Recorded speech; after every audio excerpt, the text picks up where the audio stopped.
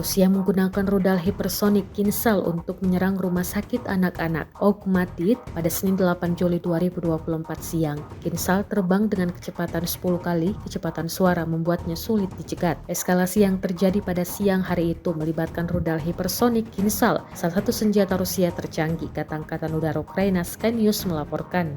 Dari 38 rudal Rusia yang diluncurkan, Angkatan Udara Ukraina mengatakan telah menjatuhkan 30 diantaranya. Presiden Ukraina Volodymyr Zelensky pun berjanji akan membalas serangan Rusia ini. Bangunan-bangunan kota terguncang akibat ledakan. Akibatnya rumah sakit mengalami kerusakan parah. Sedikitnya 9 orang tewas dan 33 lainnya terluka dalam serangan awal yang menghantam fasilitas medis untuk merawat anak-anak terbesar di Ukraina itu.